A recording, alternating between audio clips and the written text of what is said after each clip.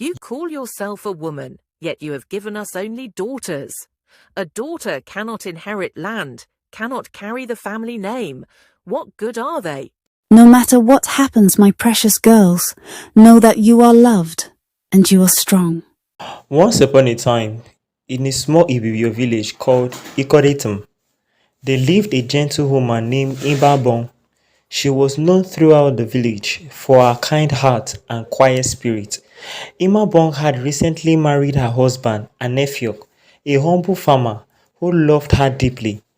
They lived a simple life together, filled with laughter and hope for a bright future.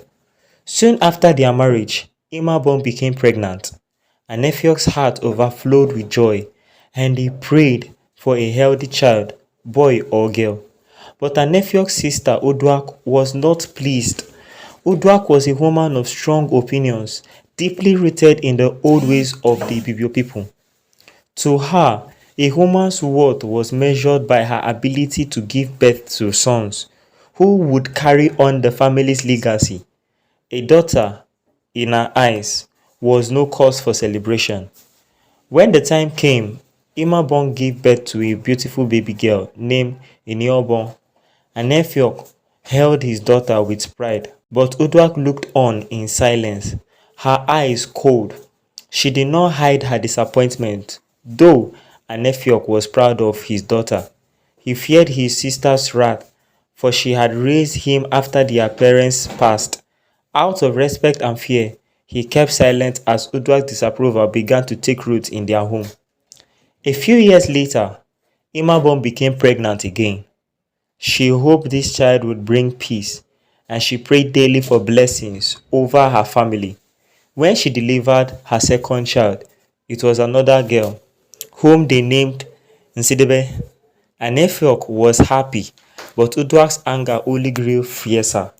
You call yourself a woman, yet you have given us only daughters.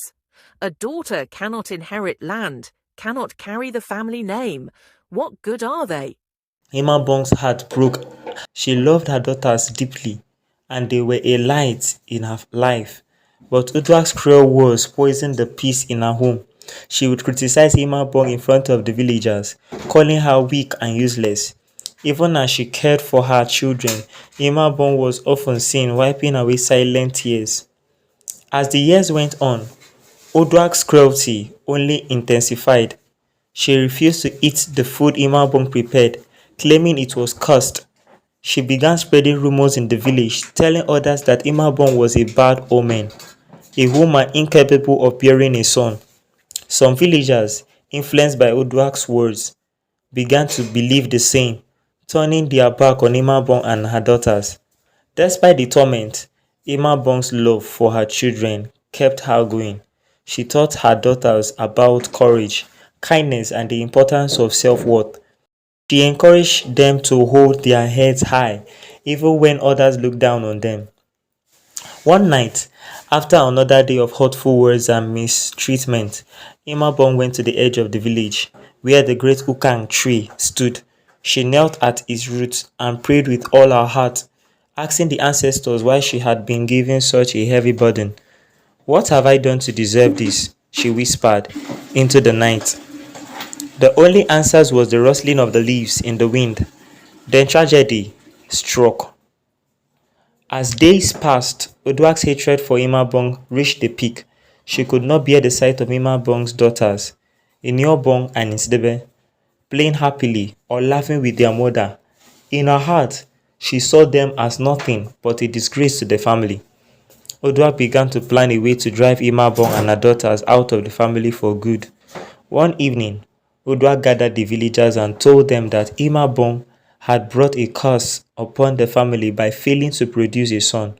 She accused Imabong of being a bad omen, saying that if she remained, disaster would surely befall the family.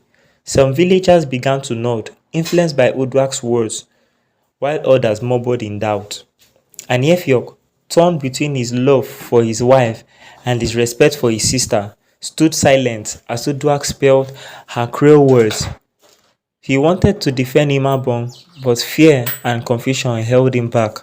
Imabong's heart ached at his silence, but she held her head high, refusing to let her daughter see her pain.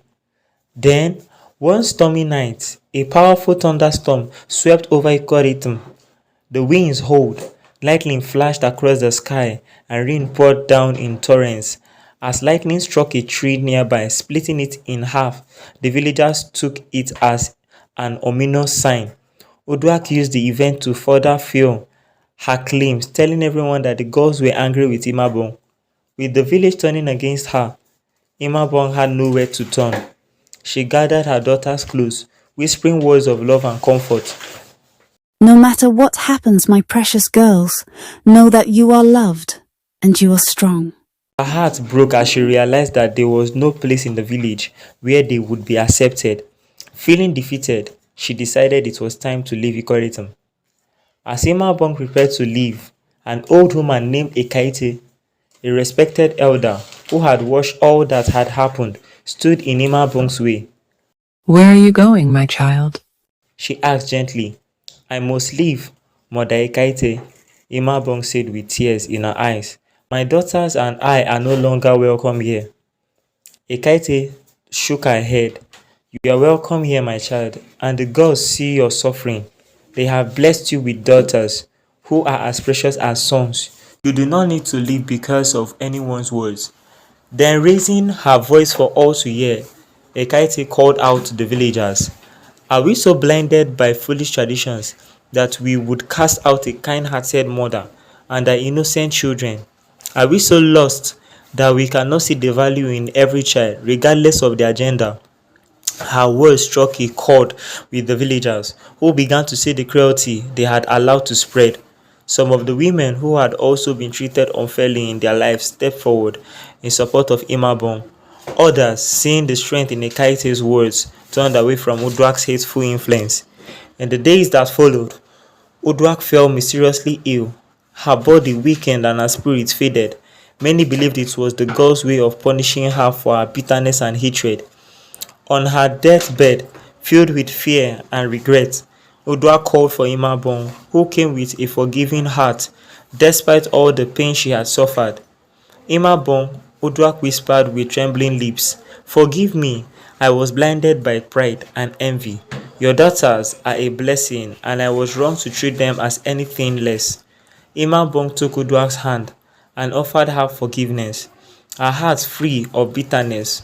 Uduak passed away that night, and the villagers saw her fate as a lesson from the gods. With Uduak gone, peace returned to Imabong's life. Her daughters, Inyobong and Tidebe, grew up surrounded by love, courage, and wisdom, becoming respected women who contributed greatly to the village. They brought honor to their family, proving that daughters are as valuable as sons. Imabong held her head high, proud of the life she had built despite the hardships. She became a symbol of resilience and strength, teaching the village that true worth lies not in a child's gender, but in their heart and spirit.